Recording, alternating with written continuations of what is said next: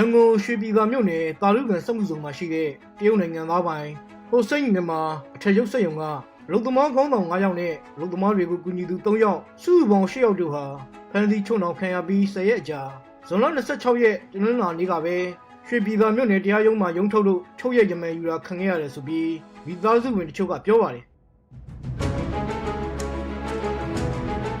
It's the morning commute in Yangon Shuepithar Township. Garment workers cram onto trucks for the ride to nearby factories. Many workers say that stagnant wages and rapid inflation make it difficult for them to make ends meet.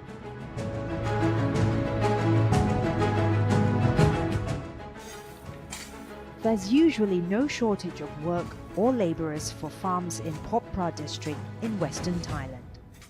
Many farmers here employ migrants from across the border in Myanmar to work the fields.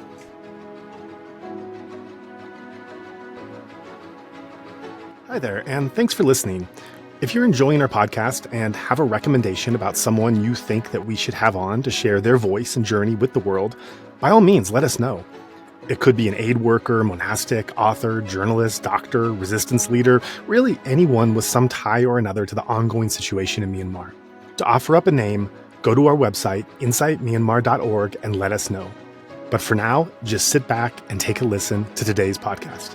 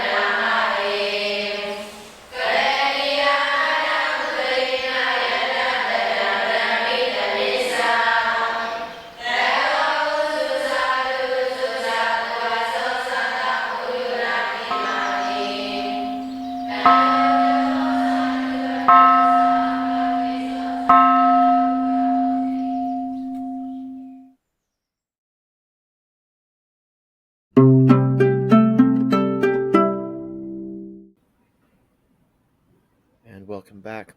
Today I'm joined by Phil from Human Rights Watch, and we're going to be looking at yet another largely ignored element of the ongoing crisis, and that is the plight, not so much just of refugees, but in fact of migrant workers, specifically Myanmar migrant workers going into Thailand. And there is a Human Rights Watch report on this, which we'll be linking down below, which is pretty intense and shares some very harrowing stories. But before we get into all of that, Phil, I'd like to thank you very much for joining our program, and I'd like to give you the chance to introduce yourself and your work for our audience. Well, thank you very much for having me on the program. My name is Phil Robertson. I'm the Deputy Asia Director for Human Rights Watch. And one of the things I've been passionate about and worked on and done research about is the plight of migrant workers who have come to Thailand from Myanmar, but also from Cambodia, from Laos, and increasingly actually now from Vietnam. Thailand is a country which has a rapidly aging population. It doesn't have the workers it needs to work, particularly in the menial labor sectors, things like plantations or livestock raising, or increasingly even now factories. And those dirty and dangerous jobs are increasingly being done by migrant workers. The number of Burmese who are in the country are probably over 2 million, but the numbers are actually never firmly known because of the real problems with the Thai regulation system and the monitoring. It is clear that 80% of the migrant workers who overall would probably be estimated in the 4 to 5 million range are from Myanmar. So the vast preponderance of migrant workers who have come into Thailand over the years are from Myanmar. And this is not a new phenomenon. This is a phenomenon that goes back to the mid-1990s when, in 1995, when Thailand first authorized migrant workers from neighboring countries to legally work in Thailand. But what we've seen is, despite various regulations, despite laws setting out how the migrants can work and what they're supposed to be paid, and they're supposed to be paid the same as Thais, and they're supposed to receive the same treatment and coverage under the law as Thais, is that simply doesn't happen. That, in fact, many of these employers are taking advantage of a sort of migrant worker premium where they can pay sub-minimum wages. They can force these people to work over holidays. They won't provide them with sick leave. They sometimes work them overnight, particularly in some industries that are seasonal, such as, for instance, producing woolen products for the West and Europe, the knitting factories in Mesot and other parts of the Thai-Myanmar border. So, it is a system that exists in law, exists in regulations, but the reality is that there is impunity to violate the rights and abuse migrant workers. And that is what we consistently see. Added to this is also the fact that there are many migrant workers who are not legally in Thailand. And we expect that this will rise over the coming months as more and more people from Myanmar flee the mandatory conscription law of the State Administration Council and try to escape into Thailand. And once they arrive here, then try to figure out what can they do to support themselves so that they can survive. And there's going to be more and more undocumented migrant workers coming in, and then there's going to be even more people who are in the Thai system, in the bilateral Myanmar to Thailand migrant sending system, who will drop out of that system because the State Administration Council is now starting to require that those people pay taxes on their earnings in order to be able to renew their passports and renew their documents. And a lot of migrant workers, like most of the people in Burma, are unhappy with the SAC administration, the SAC military junta, and don't want to support them. And so I think a lot of people are going to fall out of status, in part to avoid these unjust, arbitrary taxes that are now being pushed onto the migrant workers by an increasingly desperate military junta that needs to get money any way it can. So it is a very, very grim situation, a very difficult situation for migrant workers. They're not earning a lot of money. They face continued harassment and extortion by Thai officials, particularly by the Thai police. We have cases of people being beaten, people being killed, migrant women being sexually assaulted, including by police. The litany of abuses against migrant workers just goes on and on and on. And they have very few courses for redress. Even though the Thai government says that the law applies equally to migrant workers, most migrant workers don't know what the law says. They're afraid to approach someone who would be in charge of actually implementing that law. And in fact, I've documented a case where, an employer was beating a migrant worker in the presence of a inspector from the Ministry of Labor. So it's not like the Thai officials are really standing up for these migrant workers in the first place. But then also, many of these informal situations are ones where the law may exist somewhere off on ether, but the reality is what the boss says and what the foreman says and what the police outside the gate say. And those are the realities that migrant workers face. Absolutely. So I think we're going to have to touch on a lot of those sort of one by one fashion, but you're painting a very harrowing picture of migrant workers, and I'm hoping that we can sort of look at the context here, because my understanding is, and it may be flawed, but my understanding is that in Thailand, the plight of even Thai citizens working for certain companies has been pretty grim. I'm recalling the case of Thai fishermen, who were basically taken as prisoners, or if you like, slaves, and they were taken to foreign waters, Malaysia, Indonesia, and so on. Many of them dying at sea, being buried in islands or thrown overboard, and it took a lot of pressure for the Thai government to step up, even to protect the interests of their own citizens and to regulate these companies and these industries, to make sure that the individuals are working of their free will, they do have appropriate documentation and paperwork, and they are being compensated. What is the general attitude towards abusive and exploitative labor practices within the Thai context so that we can draw parallels or comparisons to how specifically the migrant workers are being treated? Well, it's a good question. There's a couple things to know about the Thai labor sector. The first point is that much of the work is informal. As many as 60% of Thai workers are in formal sectors. That means, like, for instance, agriculture, which is not regulated by the labor law. That means also issues related to subcontracting. It could be also factory work that is being done at home, through home-based work. There's a lot of vendors and market people who, in fact, are not, technically seen as being held by employers, and then all the various different small and medium enterprises which escape effective purview by the labor law. It is also quite clear that the Ministry of Labor in Thailand systematically fails to effectively enforce just about any of the major labor laws. In fact, their whole sort of focus is one where they are a bit like the fire department. The only time they actually come out of their office, the only time they really step up, is when they are get a complaint that some sort of violation has taken place, and that requires a sense that people are prepared to complain. They're prepared to face possible retaliation by complaining, because that is often what happens to Thai workers. But for a Thai, they would get fired. For a migrant worker, it can be much worse. I mean, I've interviewed migrant workers who have asked for their rights and been met with a foreman who stabbed someone in the head with a screwdriver for demanding their back wages.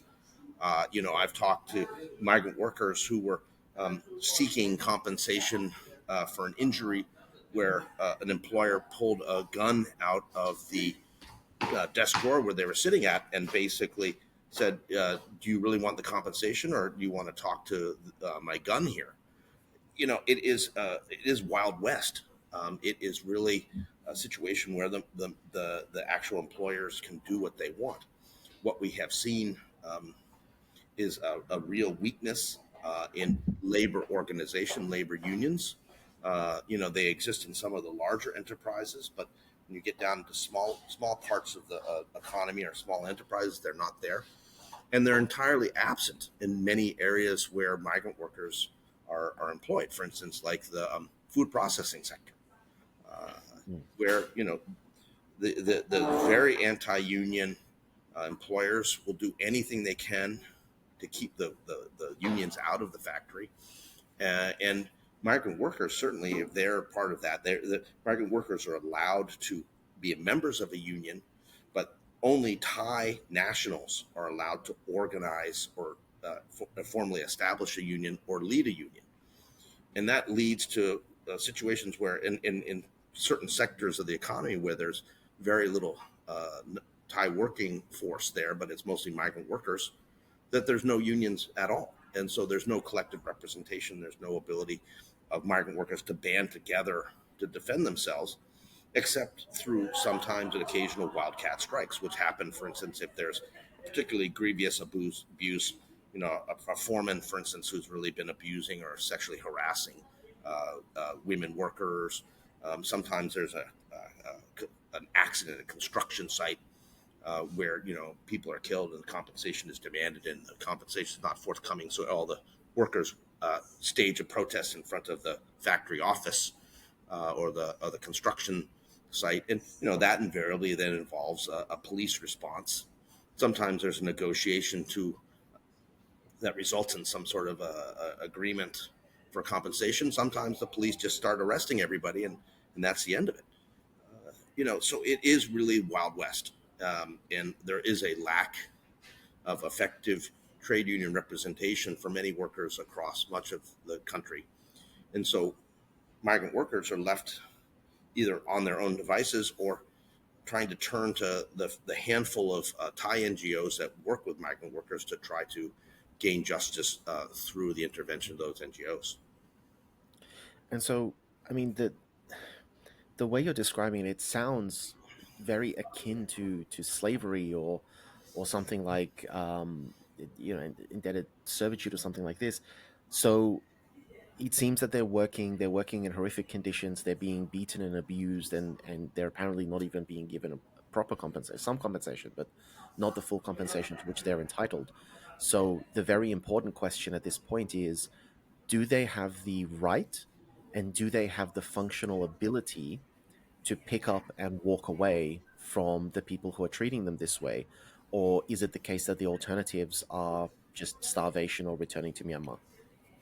No, the difficulty is that if they come through a formal labor process, which is the preferred Ministry of Labor process, where there's an MOU between Thailand and labor sending governments like Myanmar, where people would go through a broker in Myanmar and be then sent to Thailand and then basically received at a workplace, and that this is all done formally. In those kind of situations, there's a big problem that the migrant workers are effectively bound to their employer, that it becomes almost impossible for them to leave their employer. There is not employment choice or employment portability. A migrant worker can't just say, "Well, this employer is abusive. I want to leave," and take up and leave. If they do, they'll lose their status, and they've paid a lot of money for that status through brokerage fees, and a lot of times there's a debt bondage arrangement where, for instance, people don't have the money to pay to get to these jobs, so they're received owing a debt to a broker or an employer that they have to pay down via deductions from their paycheck. When that sort of situation happens, people are not free to leave, and people, for instance, lose their passports. Passports get confiscated by employers. The employers claim, "Oh, this is for safekeeping. We're not, we don't mean to take it away," and it's technically illegal under Thai law to hold a migrant worker's passport, but it happens everywhere, time and time again. And excuses are made, and the Ministry of Labor officials are not really policing it. So there is a debt bondage sort of reality here, that people are being ultimately compelled to remain with an abusive employer even if they want to leave. I mean, a better system would be like to give someone a 5-year visa, allow that person, like any other person, to be able to change employers at will. And then, various different employers that were abusive would have a hard time finding migrant workers. You would allow the market to work in conjunction with trying to promote labor rights respecting behaviors. But the Thai system doesn't work that way. There's a Thai approach to migrant workers that views them through a national security lens and sees them as a potential threat.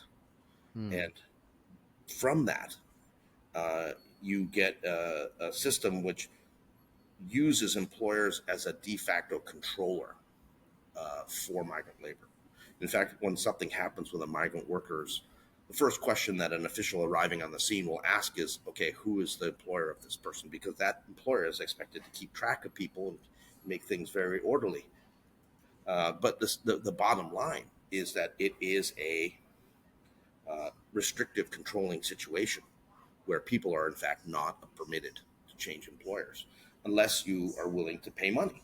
So you can pay off your employer to let you go, but sometimes that's going to be a bribe that would be equivalent to a month or 2 months worth of wages.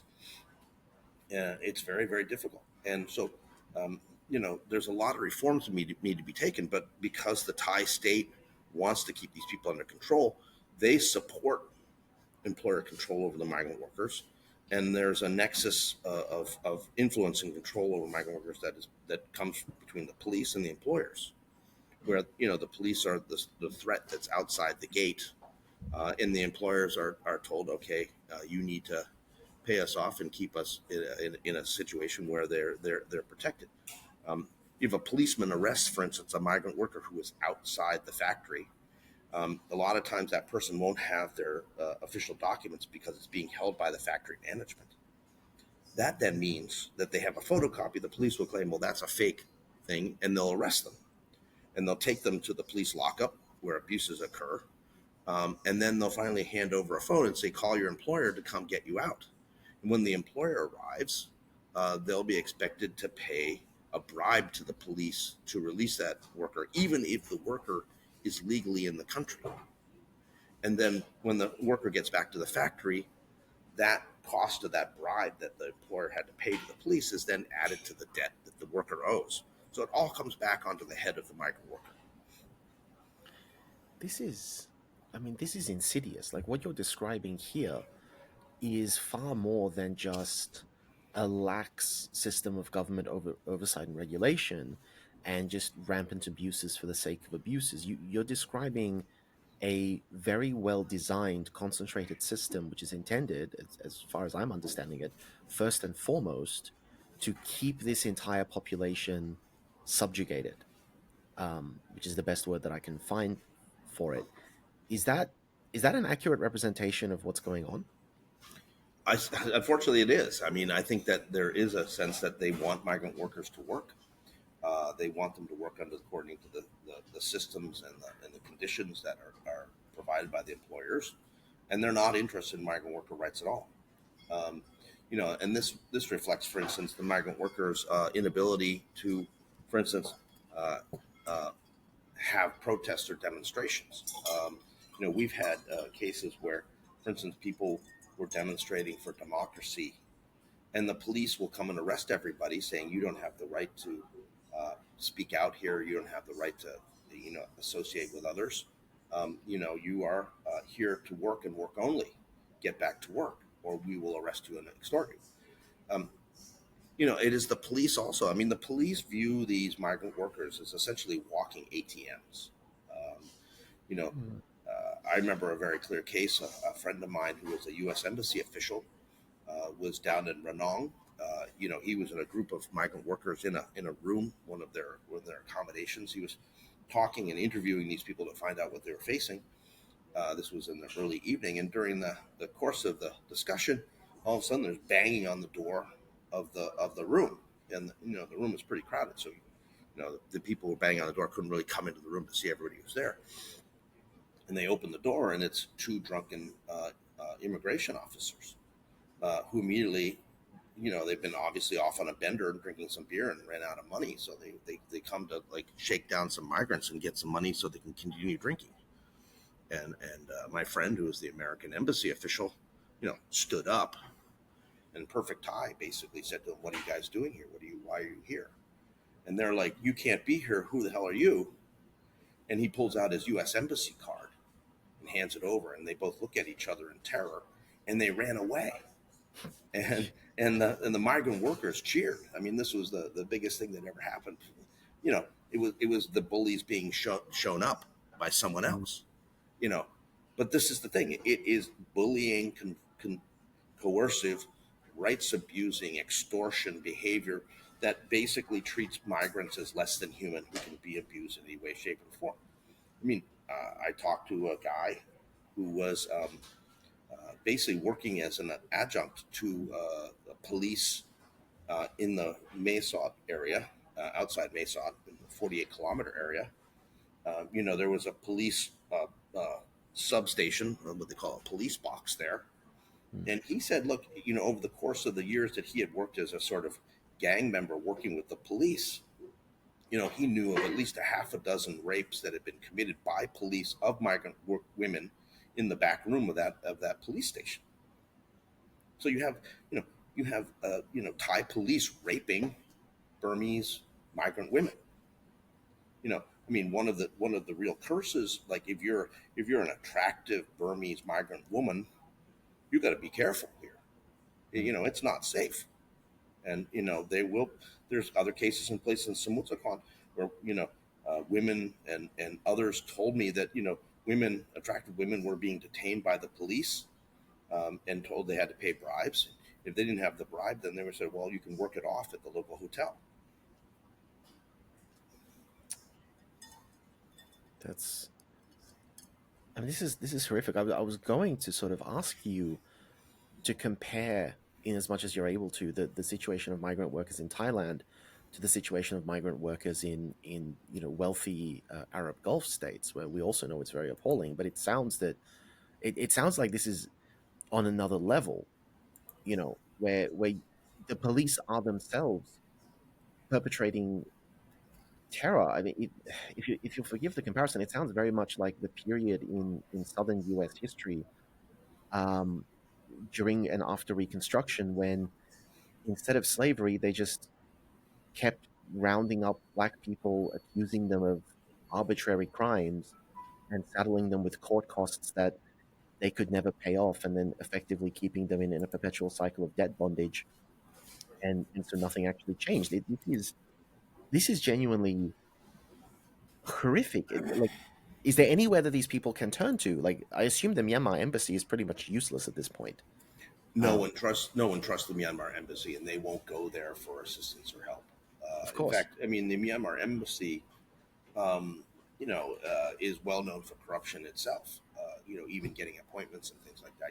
There's brokers that operate at the embassy that you have to approach a broker to basically get the embassy to provide you with basic services.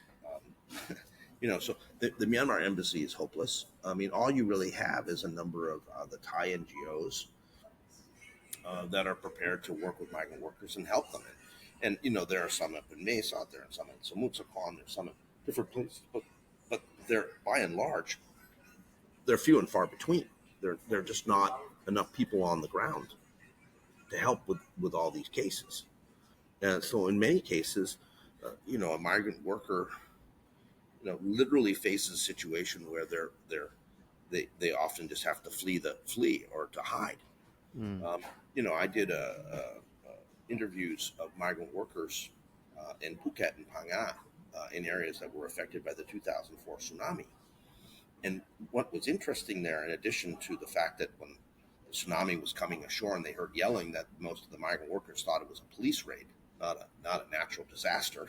And there were many, many migrant workers who were killed and never accounted for by that natural disaster.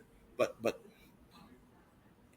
the construction in Phang particularly, people would go work for these construction firms building these resorts. And they'd be there for a month and they wouldn't get paid. They'd be told they were going to get paid next month, and there'd be a second month and they wouldn't get paid. And then a third month they come in, and then they face a dilemma. Okay, do I continue to stay somewhere where I'm promised to be paid and get the money back, wages what I owed? Or do I try to go somewhere else and try to find a place where actually the employer will pay me for my work? Mm. And, what would happen is when they finally found an employer that was willing to pay, the word would go out and everybody would try to go and work for that employer. This is just basic payment of the wages that people were earning. And, it wasn't even, for instance, full minimum wage. It was going to be like probably half the minimum wage. But there's impunity to not pay. I mean, the migrant worker, they know, where are they going to go complain? What are they going to do? And the expectation is that 9 out of 10 migrant workers will, if they're not paid, will finally slink away and try to find something else rather than trying to confront the employer.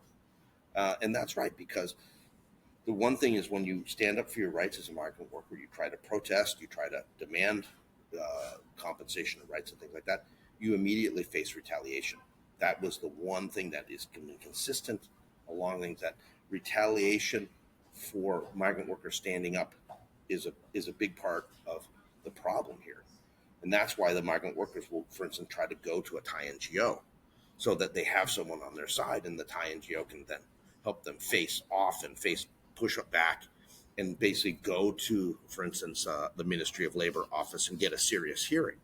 The Ministry of Labor office, if the Thai NGO shows up there and says, we've got all these cases and things like that, and if you don't do something, we're going to have to go talk to the media, then the Ministry of Labor all of a sudden says, oh, God, we've got to start working on this. We're going to have to try to find a real solution. So media is the way to go about it. Like the Ministry It's of one Labor of the ways, for sure. It's one of the ways. I mean, yeah, but it's not enough in and of itself. You have to be able to, for instance, figure out, like, okay, if it's a garment factory like in Mesa, are they producing something that's being exported overseas? If it is, then look at the supply chain, try to figure out who in the supply chain would care about how they're being treated, and then proceed from that. You're trying to find ways to build leverage to get the Thai Ministry of Labor people to do their jobs, point one, to ensure that there's no retaliation against the migrant workers, and to ultimately try to get some sense of justice. So, let's look at then these sorts of more abstract things. Let's look at the legal status. What theoretically, what is the status? Because we're not talking about refugees. We're not talking about people who have crossed for the purpose of seeking asylum, which in Thailand I believe is just technically just illegally crossing the border because they're not signatories to the Refugee Convention. But these people, I assume, have gone through a process. They're documented. I assume that they are kept on some sort of Thai Ministry of Labor central registry. They would have a visa and all that sort of stuff. So what is their status in law?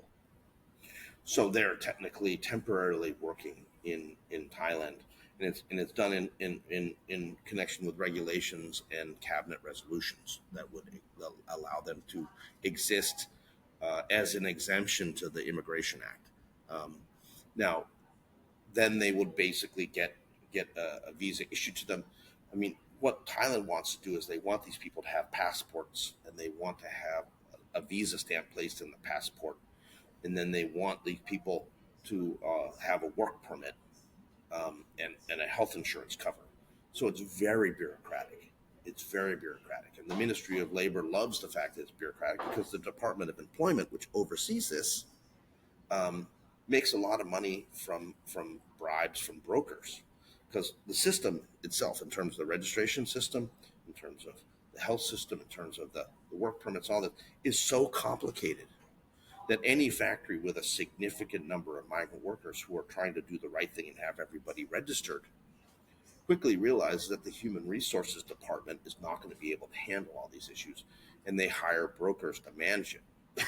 Those brokers are in fact paying money to the Department of Employment to sort of grease the skids and make sure the approval process goes quickly and efficiently.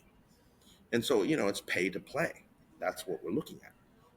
Even when you're talking about legally registered migrant workers. And then those legally registered migrant workers, because they're from Myanmar, are now facing the problem of the Myanmar embassy saying you have to start paying us taxes in order for us to do anything with your documents. And that's an issue. That's a problem. People don't want to do that. And people are afraid to have all their details, registered with the Ministry of with the Myanmar embassy. They're also scared to be seen as paying that tax, in part because there are other people who are strongly opposed to the military regime in Myanmar who would view paying that tax as being collaborative, being collaborators with the military junta. So it's a pretty bad thing. And just on collaboration with the junta, there was a point. I'm just wondering whether you can shed any light on what's happened with this. The large number of migrant workers, of course, are hoping to be paid salaries that are significantly better than what they could earn in Myanmar. And so they send a portion of their salary back to Myanmar as remittance payments. I do recall that either earlier this year or end of last year, the military dictatorship wanted to place a tax on all remittance payments. And they were insisting that the brokers on the Thai side actually enact this remittance tax for them. Do you have any indicator as to whether that was ever taken seriously on the Thai side? Look, the Thais don't really care about how remittances are sent back to Myanmar. What the Myanmar junta is trying to do is trying to force migrant workers to send money back through junta connected or controlled banks instead of through the informal hundi system, which many people prefer instead. And because of that, there's an ongoing contention. It's not clear to me that the actual the junta is going to be able to compel people to finally use their banks, because the exchange trade is worse, and the situation is one where people are really not prepared to go through that system because they're worried that their money might get confiscated. It's a big issue. It's a big problem. And so you mentioned before Thai NGOs that are able to at least be contacted and are able to do something. what is the situation? Because the impression that I get, and I may be again completely wrong, I'm not familiar really with Thai social and governmental uh, happenings, but the impression I get is that NGOs are not really favored by the legal system in Thailand. They're kind of seen as rabble rousers and sort of trying to find trouble. Um, do these NGOs have sort of the freedom to operate the way that they want to operate? Can they be public? Can they bring attention to these problems? Can they file suit against the Ministry of Labor, or do they themselves face sort of discrimination and obstacles? In most cases, the Thai NGOs are able to hold their own. I mean, they've got a ability and experience in dealing with the Thai government. They know how to talk to the media. They know how to represent migrant workers. These many of them, they're registered as foundations, or so they have legal operating status. They're prepared to step up. I mean, I think that they're in some cases they're getting hit with these strategic litigation against public participation cases to try to silence them. That's particularly from employers who, like, for instance, view them as being problematic. So we had the case where a number of representatives of Fortify Rights, which is one of these NGOs, were sued by the Tamakaset chicken farm, in part because they were representing migrant workers who were very clearly underpaid, who had faced abusive conditions. And ultimately that chicken farm was fined by the Ministry of Labor. It became enough of a case that the Ministry of Labor got in there and actually did an investigation and found that, in fact, there was significant violations of the Labor Protection Act, and ordered the company to pay compensation to the workers for holiday pay and overtime pay that had not been paid. But that didn't stop that employer from then filing criminal libel suits against the NGO to try to retaliate. I mean, ultimately, it just caused a lot of angst and consternation. But the courts have consistently found that these libel cases have no merit and have thrown them out. But it still requires the NGOs having to go to court to clear their names and have to fight this, and it's very intimidating. Do they have to pay the legal costs, or if the case is thrown out without merit, can they have legal damage, like legal costs awarded to them? That usually does not happen. Okay, so it's still a way to financially bleed an Well, yeah, NGO. so it's a way to financially penalize and harass migrants and their defenders by dragging them into the courts on cases that have no merit, that are basically bogus cases. So let's turn then to the actual report. So you've got this report, very aptly entitled "From the Tiger to the Crocodile," which, if I've read it correctly, is a translation of a Thai idiom, which seems to be the equivalent of "out of the frying pan and into the fire." Yes. And this is, I know I've used this word before, but it is harrowing. You describe in here, cases where I believe there was one case where a woman saw her husband shot dead in front of her, and Yes. then she was sexually assaulted, and the police, like, she even made an accusation against the assailants, and the police were not interested in pursuing it because she's a migrant worker. That's exactly right. I mean, she was a migrant worker who came with her husband, was a rubber tapper.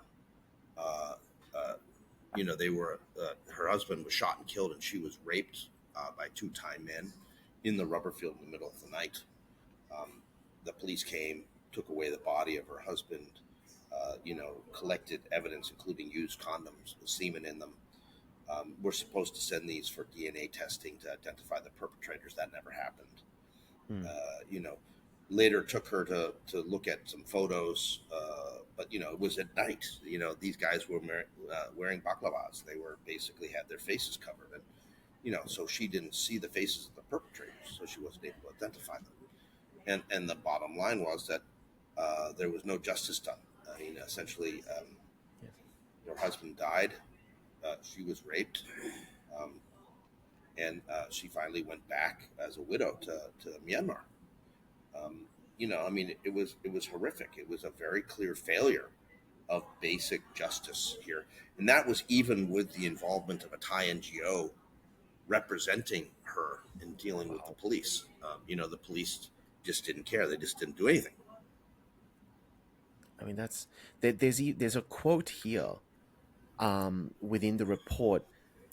When the migrant who is arrested talks to the police, he needs to keep his head down when talking, because if a migrant looks at the police's face while talking, the police will hit him. That I is mean, consistent and constant across the country. this is, but this, I don't even know how to quite put this into words. This is beyond just what we normally hear about. This is well into the realm of sort of more classic racism and classism, of just this underclass that you can use to vent your frustrations on as you see fit, who do not fundamentally have humanity in the eyes of the law. um it's just difficult to imagine that in a country like Thailand, that is trying to be, relatively, high level of development, tries to have a high, HDI within the region. It's trying to be, tech leader and all these sorts of things. You have this depth of, I don't even know how you would describe this phenomenon. This is It's a like very dark. It's a dark yeah. underside of the Thai economy. It's the hidden exploitation that Mm. runs through much of the economy. That you're talking 4 to 5 million migrant workers experience on a day-to-day basis. The same thing, I will say, the same thing happens to the Cambodian migrants. The same thing happens to Lao migrants when they're discovered, because the Lao tend to hide in plain sight there because they speak Thai very well, and can basically often pass as Thai. Mm. Um, and it happens now to Vietnamese. I mean, so we have Vietnamese migrant workers that are coming into like the northeast of Thailand, and also facing exploitation. There's a reason why, for instance, if you're an immigration officer, the number one destination where all the immigration officers want to get to is Mesot, because the takings are so rich from extortion from migrant workers and from employers. Um, and what you have in not only in the police system but also in the immigration police system is that people will pay money to get positions in certain places. There is a pay to play promotion process that runs throughout the police and also in the immigration service. And this is because so people are taking bribes. In some cases they may have paid millions of baht in order to get a position in Mesot, and they need then to immediately start recouping the money that they paid out to get the position. And it is a very, very cruel, controlling process where these people um, are there to enrich themselves at the behest of what based on the heads of the migrant workers, who are some of the poorest people in the Thai economy.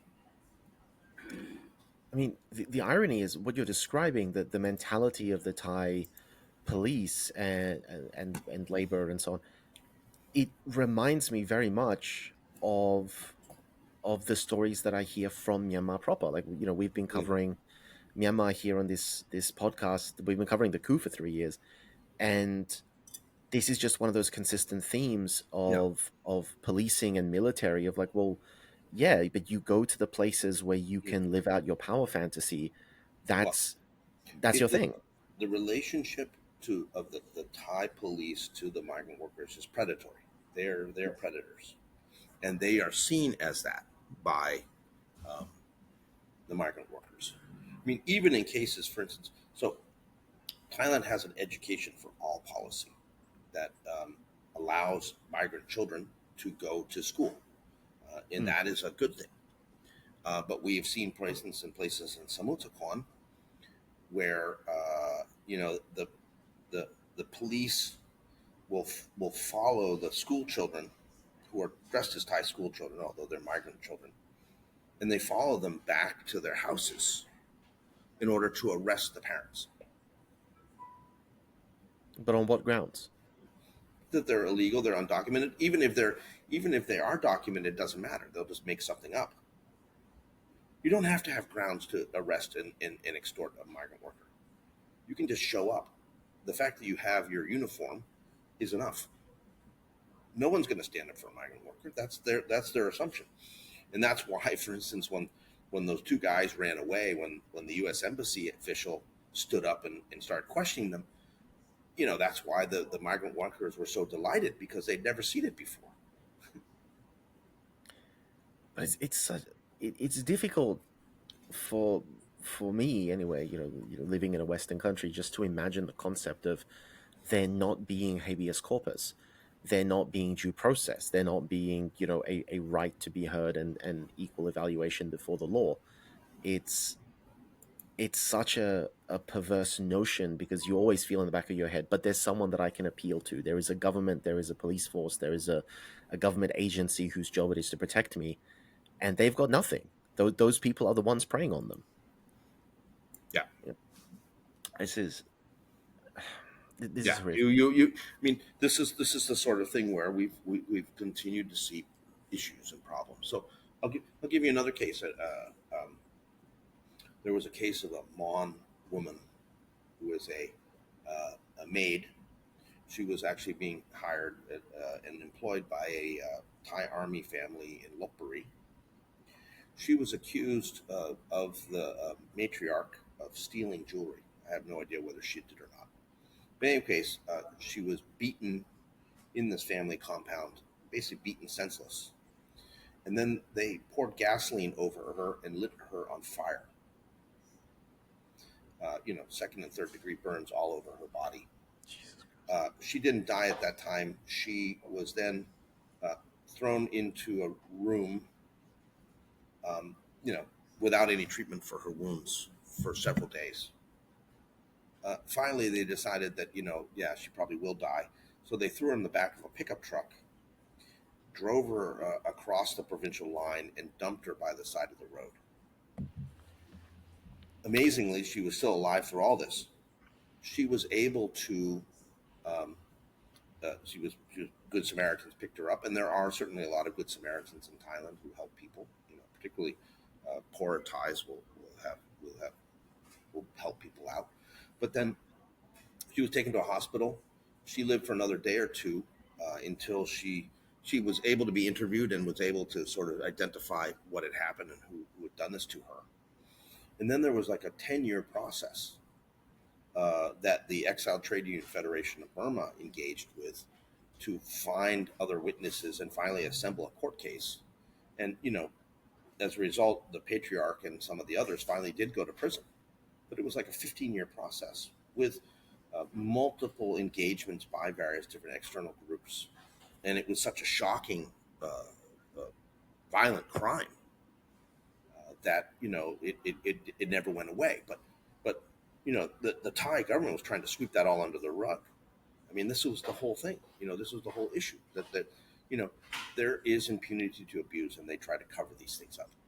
And they, and play for time. You hope that the migrant worker who has got a grievance will finally recognize they're not going to get any justice, just like the woman whose husband was killed and she was raped, that she finally couldn't hang on anymore. She said, I need to get on with my life, and they're not going to do anything on this, so I may as well finally go back to Myanmar. And that's what she did. And, as a result, the two men that killed her husband and raped her and stole their things, were never brought to justice. So, this is the reality here. And unless Thailand recognizes that there has to be a migrant registration system that allows for portability of status, that allow people to change employers and get away from abusive employer, that allows people to have rights and be recognized like other workers, Thai workers, and actually implements the promises that Thai labor laws apply to all persons who are legally in the country to work. Unless there are amendments made to the Labor Relations Act of 1975 that do away with the rights abusing provisions that restrict the right to form unions and the right to lead unions to people who only have Thai nationality, which is a restriction that has been completely condemned by the International Labor Organization and others, and is discriminatory and abusive and needs to change. Unless some of these things happen, and migrant workers can represent themselves and can form unions and stand up on their own and protect themselves, this system of impunity will continue, and migrant workers will continue to suffer in silence. Because it feels though when you're talking about we have to have a registry, we have to have this, we have to have that. It just feels to me like, but would that make a difference? Because a law only functionally exists if there is power behind it. It's the entire premise of the state, of the legal system, of everything that holds the operations of a country together is the implicit threat of force if things are not done in the legislatively appropriate way.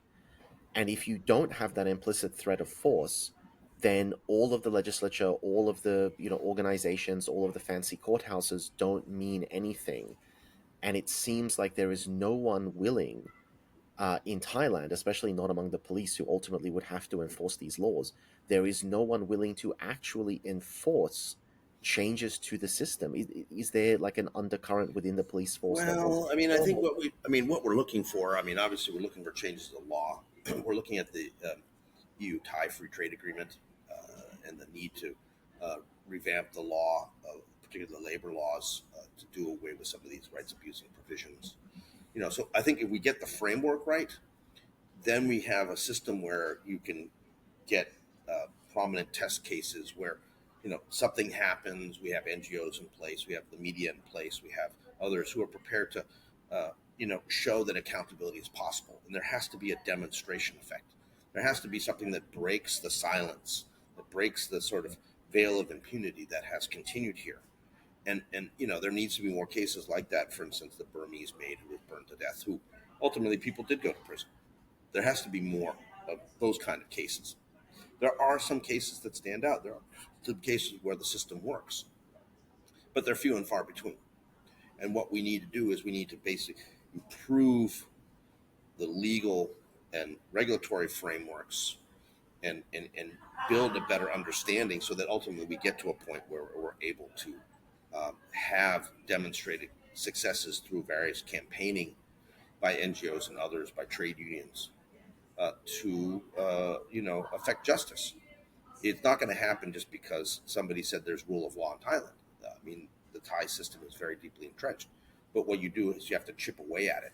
You have to create doubt in the back of the minds of the police and the immigration and the employers that if I do this, I might be held accountable. I might have a problem. This might be publicized. The things I'm sending to North America or Europe might be sanctioned because of supply chain violations. These are the sort of things you have to raise the bar, and you have to raise the doubts, and you have to basically sort of fill in the patchwork by campaigning. That's the only way we can get there. But I tell you, if in fact the Labor Relations Act was amended and migrant workers could legally form unions, I expect we'd see a massive burst of migrant worker union organizing here, similar to what we saw in 1975 when the labor law first allowed Thais to organize, but then also, for instance, like the labor union organizing that happened after Suharto fell in Indonesia in 1998, and other times where labor rights have been long suppressed but then are suddenly allowed. And I think that the labor organizing amongst migrant workers could take Thailand by storm. And I think I agree. Like labor unions are something that people don't give enough respect to. They don't recognize just how powerful and effective they can be when they're well done. But turning to the international, you have spoken about this idea a few times now of going through the supply chain and seeing whether you have a European or a North American or something like that, supplier or distributor, what have you, who is willing to sanction or is willing to cease collaboration over these abuses. Have you seen that put into practice? Have you had any success, or do you know of NGOs that have had success trying to get the European, North American, Australian, whatever um, companies to actually take action? Because a lot of the time it feels as though these companies want to say that they're doing something. I think a very famous case is the Gap in the United States. Like they've come under fire at least 3 separate times for children working in sweatshops, and they keep making statements and they keep saying they're going to reform, and then they come under fire again for doing the same thing again. Do they actually put these sanctions on, or is it more just performative in the West and the Thai side doesn't really pay much mind? Well, I think there's a couple parts to this. I mean, it's not just all about companies. Although there are cases where companies have been held accountable and had to pay significant fines and other things like that. There are, I mean, but these cases are very labor intensive, and you need to have labor unions, you need to have NGOs, you had to have various media and other people like putting pressure. The other part of it is though that there's now requirements, for instance, in the United States, that you can't bring products that have been produced with bonded or forced labor. And so that has been used by the Customs and Border Patrol to bar, for instance, rubber gloves from Malaysia that were sent to the United States and were produced by migrant workers facing horrible exploitation and debt bondage and other things. People from South Asia who are in factories in Malaysia.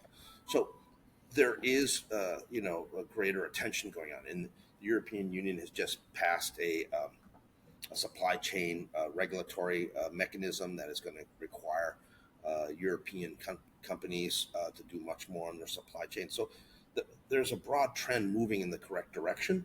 There's also an ongoing discussion, for instance, at the UN General Assembly. There's a drafting committee looking at a binding human rights convention that would deal with business and human rights. That would basically take the next step beyond the guidelines, UN guidelines on business and human rights, which are still voluntary and not up to the task, frankly. We need to have a binding international human rights convention that would basically say that businesses have to respect human rights. They can't get away with rights abusing behavior. So these things there's a broad trend line going on. I mean, we cannot allow cynicism to rule the day. We cannot allow impunity to continue unchecked. But there's a lot of hard work to get at this. I mean, there's a lot of campaigning. There's a lot of investigative and research that needs to be done. There's a lot of educating people, particularly the media and others, about the importance of this. And ultimately talking with the Burmese people and the Cambodians and the Lao who have faced exploitation, so that they in fact understand what their rights are, and that when they come to Thailand, they know how to stand up for their rights. And is there anything, I'm wondering, because most of our audience are based in Western countries and have Western backgrounds, it's, why we do everything in English. Is there anything that individuals in the West can be doing or should be doing to try and ameliorate this problem, or at the very least to not unwittingly participate in it? Well, I think an important part is demanding their governments to take up the issue of human rights in Thailand, and particularly labor law reform. I mean, that's really critical. We have to get to a place where migrant workers are able to protect themselves. There's not enough Thai NGOs to do it. There's not enough media people who are interested. We need to have migrant workers empowered legally to defend themselves and defend their rights. So, if there's one thing I would say, it's like, people in the European Union need to be demanding that the European Union lay down some clear markers that, there has to be labor law reform, there has to be human rights reforms in Thailand if they expect to do business with the European Union through a free trade agreement. There's no, it's not possible to sort of just look the other way anymore, And I'm just looking. So at the report, the key recommendations you have at the bottom, they all make sense. You establish a special commission, revoke the provincial decrees restricting migrant workers' rights in specific provinces, take the necessary measures to end torture and ill treatment, and amend the Labor Relations Act of 1975. These all make sense. I'm wondering, what is the plan for these recommendations going forward?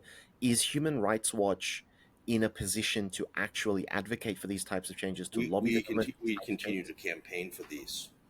Okay, so you do that as well. We do continue to campaign for these, but I mean, we're concerned, frankly, also that the new government of Prime Minister Seta Tabisin is right now looking at scrapping the labor rights reforms and the IUU fishing reforms that are connected to the fishing sector.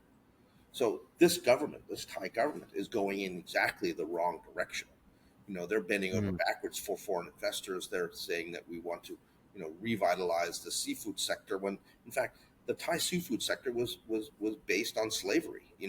Their good old days that some of these fishermen and their champions in the government talk about were in fact ones that were exposed by the New York Times and the Guardian and AP as some of the worst rights abuses you can imagine, where people were at sea for 10 years, 17 years, facing brutal beatings, being killed and thrown overboard. I mean, you name it. When you want to talk about impunity, the Thai fishing industry is the epitome of it. And for somehow the government to think that giving these guys a break is somehow going to improve Thailand's image and Thailand's economy is a fundamental misreading of the lessons of history when dealing with migrant workers here. But I mean,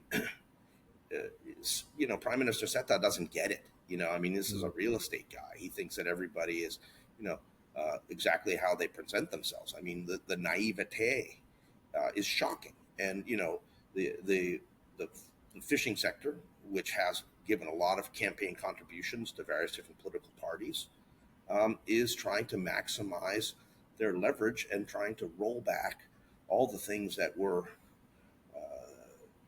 the culmination of this process with the European Union connected to the yellow card for the fishing industry. So, it's unclear whether the Thai government has learned any lessons here. In fact, it seems, that even when something happens that shocks the system and causes them to react that, oh, we have to do better than this, that then after a period of time, then it will reset back into the same exploitative model. And so we have to break the model. And that means that there has to be labor and regulatory reforms. There has to be potential sanctions on goods that are produced with forced labor and abusive labor. And, the trading partners of Thailand have to get tough with Bangkok. Absolutely. I'm just wondering, as a final examination on this, your report notes that there are specific provinces that have, in addition to all of these problems, specific legislation in effect that further restrict the rights of the migrant workers. These are the curfews. Some of those curfews rescinded. Some of those curfews still remain on the books. Basically, a lot of these regulations, particularly these rights abusing regulations, once they're brought in, can be selectively enforced. Even for instance, after a period of time, they've sort of passed from regular usage. It's like something that the police can pull off the bookshelf and use anytime they want. And that is the furtherance of impunity. I mean, migrant workers have no idea, like, what are the actual rules and regulations. It as far as they're concerned, it's just basically whatever the police say. And their whole intent when they're captured by the police is, what am I going to have to pay to get free and get away from these guys? Because if I don't get free and I don't get away, and I get sucked further into the system, it becomes more expensive, becomes more abusive, and I might not survive. I mean, this has been a very sort of shocking insight into a very, very, very dark reality in a dark industry, and it sort of highlights, I think, in a very depressing way, how low people can sink when you give them impunity and when you let them exploit and abuse an entire population at will. So I strongly urge all of our listeners to read the Human Rights Watch report and to familiarize themselves with what is going on. And I thank you very much for the work that you and your organization are doing, and I thank you very much for the time that you've given us coming in and discussing all of this. Well, I think that it's important for people to understand that the sort of things we've been talking about are what those people in Myanmar who are fleeing the conscription, the young people, the people from 18 to 35-year-old if they're male and 18 to 27 years old if they're female. These are the things that when they flee to Thailand they're going to face. So, people talk about Myanmar and talk about the system as, being so abusive and rights abusive, which it certainly is. But the other side of the coin is that when they come to Thailand, they also face horrific abuses. And, I would hope that there would be an effort to somehow impress upon the Thais that eventually there's going to be peace and eventually there's going to be a rights-respecting democratic government in Myanmar. And the people who run that government are going to be looking at how Thailand treated them and their compatriots during their hard times. And I think that, unless Thailand takes some corrective action, I think Thai-Myanmar relations are going to suffer in the future because of these kind of abuses against the ordinary people of Myanmar.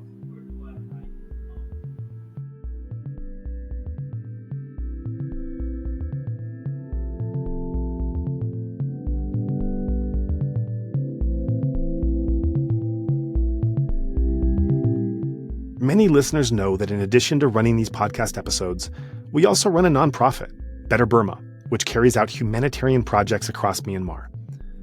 While we regularly post about current needs and proposals from groups on the ground, we also handle emergency requests, often in matters that are quite literally life or death.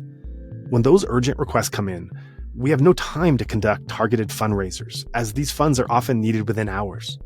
So please consider helping us to maintain this emergency fund. We want to stress that literally any amount you can give allows us to respond more flexibly and effectively when disaster strikes. If you would like to join in our mission to support those in Myanmar who are being impacted by the military coup, we welcome your contribution in any form, currency, or transfer method.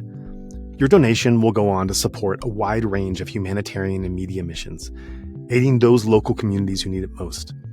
Donations are directed to such causes as the Civil Disobedience Movement, CDM, families of deceased victims, internally displaced person IDP camps, food for impoverished communities, military defection campaigns, undercover journalists, refugee camps, monasteries and nunneries, education initiatives, the purchasing of protective equipment and medical supplies, COVID relief, and more. We also make sure that our donation fund supports a diverse range of religious and ethnic groups across the country. We invite you to visit our website to learn more about past projects, as well as upcoming needs. You can give a general donation or earmark your contribution to a specific activity or project you would like to support, perhaps even something you heard about in this very episode. All of this humanitarian work is carried out by our nonprofit mission, Better Burma. Any donation you give on our Insight Myanmar website is directed towards this fund. Alternatively, you can also visit the Better Burma website, betterburma.org, and donate directly there. In either case, your donation goes to the same cause, and both websites accept credit card. You can also give via PayPal by going to paypal.me/betterburma. Additionally, we can take donations through Patreon, Venmo, GoFundMe, and Cash App. Simply search Better Burma on each platform and you'll find our account. You can also visit either website for specific links to these respective accounts or email us at info@betterburma.org. That's Better Burma, one word, spelled BETTERBURMA.org. If you would like to give it another way, please contact us. We also invite you to check out our range of handicrafts that are sourced from vulnerable artisan communities across Myanmar, available at alokacrafts.com. Any purchase will not only support these artisan communities, but also our nonprofit's wider mission. That's Aloka Crafts, spelled ALOKACRAFTS, one word, alokacrafts.com. Thank you so much for your kind consideration and support.